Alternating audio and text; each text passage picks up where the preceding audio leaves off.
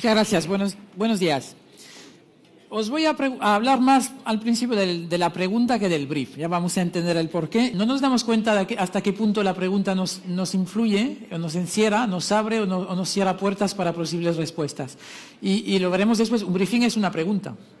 Entonces, lo primero que tenemos que hacer, y se hace muy poco, es, dentro de un proceso creativo, empezar con la fase que es de explorar el problema, reformular su problema. Al final es lógico, ¿no? Y no es nuevo. Creo que he puesto algunos ejemplos aquí, ¿sí? Si me hago la pregunta de siempre, la probabilidad de tener la respuesta de siempre es más alta. Entender, si me hago el briefing de siempre, la probabilidad de tener la respuesta de la agencia de siempre es bastante más alta también. Entonces, hay gente famosa que lleva muchos años diciendo esto, pero en la realidad es que nadie lo hace. Si alguien me preguntara, hace más de 10 años que estamos en temas de creatividad y de innovación, si me quedo con una cosa de estos 10 años, yo me quedaría con esta, que lo más importante no es la generación de ideas, que esto con algunas herramientas no es lo más complicado, es realmente saber entrar bien en su problema, que es lo que va a dar toda la calidad de lo que puede salir después, ¿no? Y es lo que pasa en un briefing. ¿Qué hacemos cuando hay un briefing? Nos ponemos directamente vuelvo una atrás, nos ponemos directamente a buscar ideas, que es la segunda fase.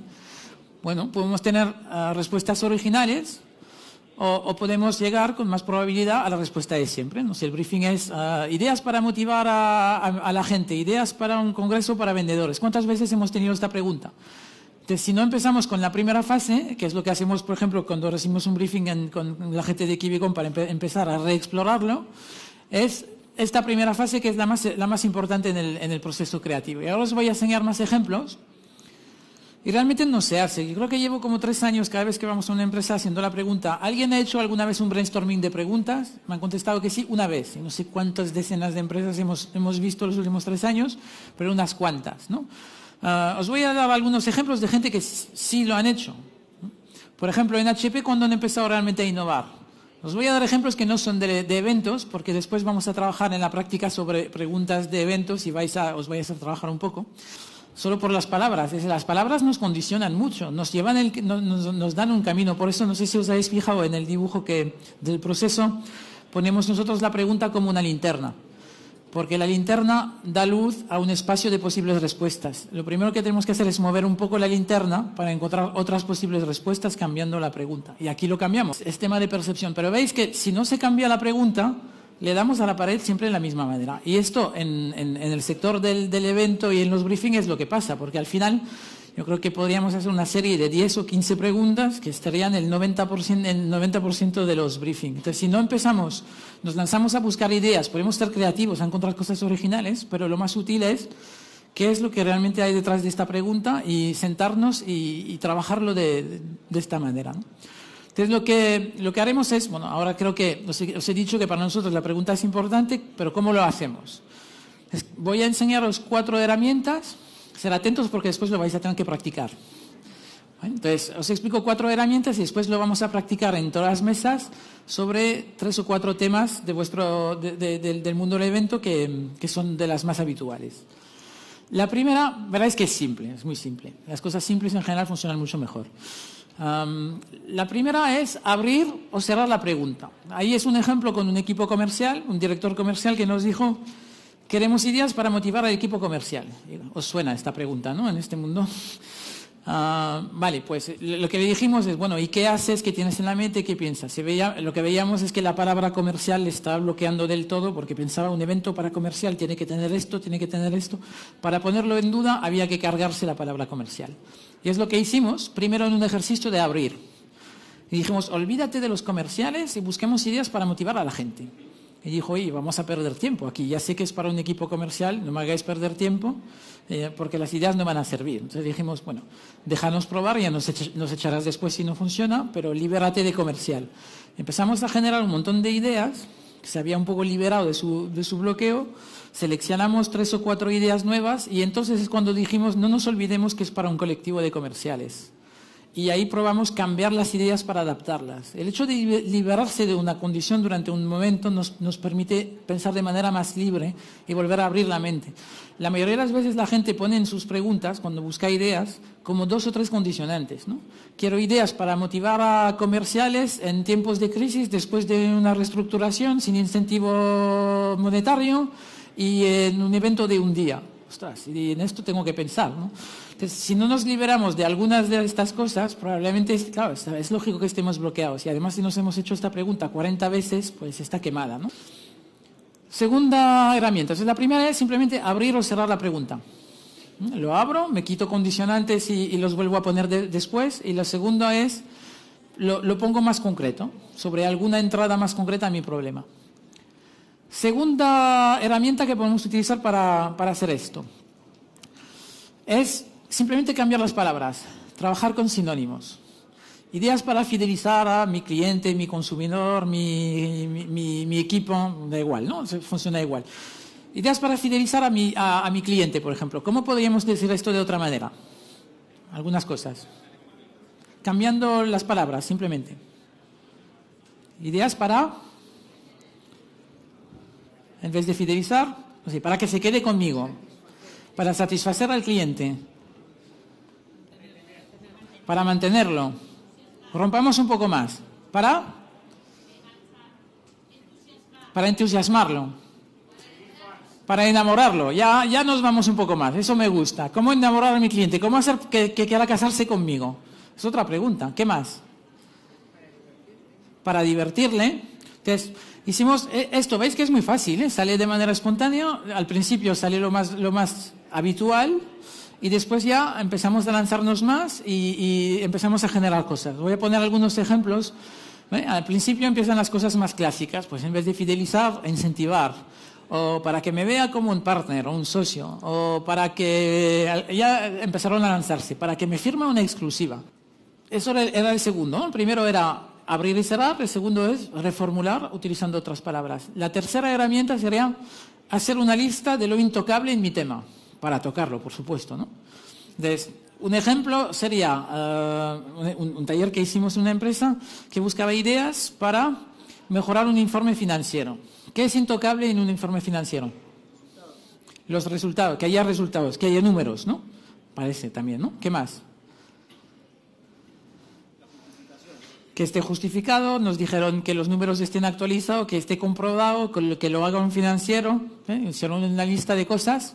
Creo que he puesto algunas, ¿no? Que esté comprobado o actualizado, que tenga números. Entonces, esto lo utilizamos para generar preguntas. Estamos en un ejercicio de generación de nuevas preguntas. Entonces, esto nos lleva a una pregunta que es ideas para un informe financiero sin números. Sí que nos parece loco. Como nos parece loco, nunca lo hemos probado. Entonces, si lo pruebo, puede pasar 2 cosas. No sale nada y he perdido 3 minutos, o salen cosas muy diferentes. Y lo hicimos y salieron cosas muy diferentes. Salieron unas cosas de un informe financiero basado, por ejemplo, en sistemas visuales de semáforos, que después sí que tenía algún número. No quiere decir que la respuesta no tendrá ningún número, pero nos obliga a pensar de otra manera.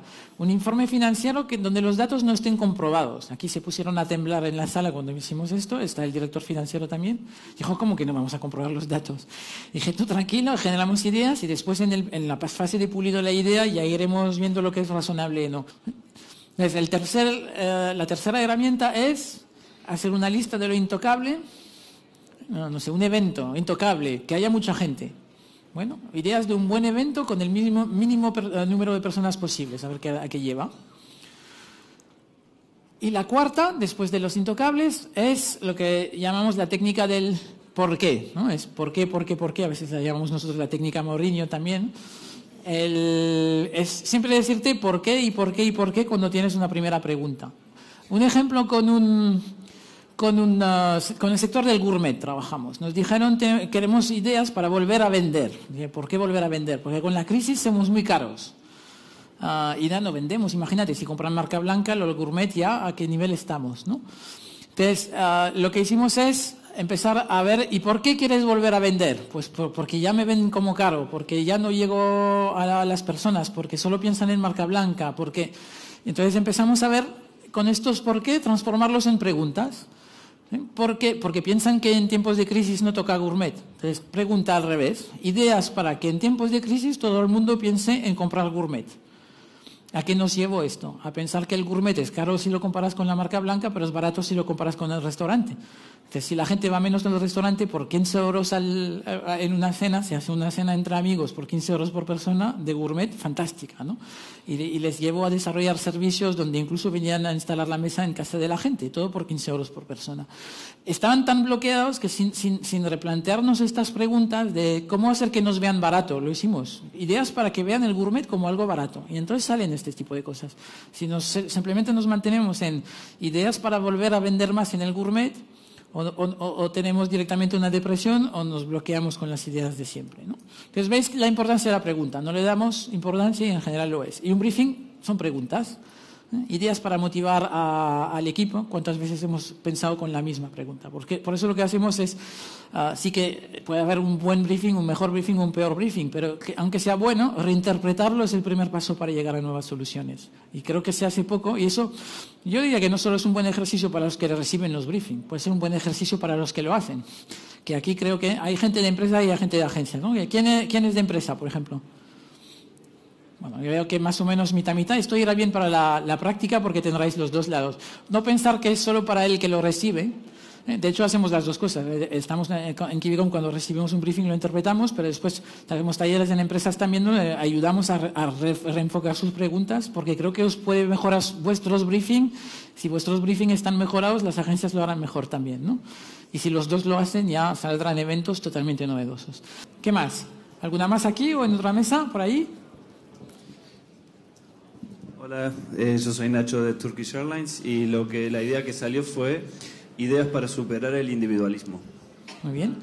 Un consejo también, la mayoría de las preguntas van de la empresa hacia el colectivo. Por ejemplo, es ideas de actividad para cohesionar al equipo, se supone que alguien cohesiona al equipo. Entonces, no nos van a venir ideas donde el equipo se cohesiona a sí mismo. Entonces, sería un ejemplo de reformar la pregunta. Ideas para que el equipo se cohesione a sí mismo, y vamos a tener otro tipo de respuesta, probablemente de actividades o de eventos, haciéndonos la pregunta ahí, ¿no? Si no es, alguien cohesiona a, y eso también, el orden también es algo que se puede cambiar. Si después de 2 minutos vemos que llevan a las ideas que ya tenemos, cambiamos de pregunta. Simplemente hay que hacerlo sin complejo, es lo que hacemos nosotros, incluso con experiencia de retrajar preguntas, probamos, vemos que salen cosas nuevas, vamos bien, seguimos, 1/4 de hora. Habéis visto que es rápido, hemos estado al final 10 minutos. Y dan las ideas de siempre, siguiente pregunta. Lo que pasa es que nos da una serie de nuevas entradas, y esto en temas de briefing es importante, porque yo me acuerdo cuando empecé a colaborar con Kivicom en este tipo en vuestro sector, empecé a ver después de X briefing que se repetía. Es uno de los sectores donde creo que se trabajan más veces la misma pregunta. Y por eso es una de las cosas que os aconsejo, que es reventar la pregunta, y ya veréis que después, si además tenéis técnicas de creatividad, mejor, pero incluso sin técnicas y con el famoso brainstorming, con una nueva pregunta, veréis cómo salen cosas nuevas. Y el consejo también es trabajarlo desde los dos lados, no solo el que recibe el briefing. El que lo manda puede reformular la pregunta antes de mandarlo, porque igual le va a hacer pensar en más cosas y pensar, hombre, pero al final no quería exactamente esto, lo que quiero es más esto. Y esto ya es una ayuda muy grande para el que lo va a recibir. Entonces, simplemente aquí os he puesto los contactos si queréis en algún momento más, o seguir el Twitter, el blog, o tener más información, o directamente conmigo o vía Kivicom, para ver cómo hacernos nuevas preguntas. Muy bien, pues muchas gracias por la participación.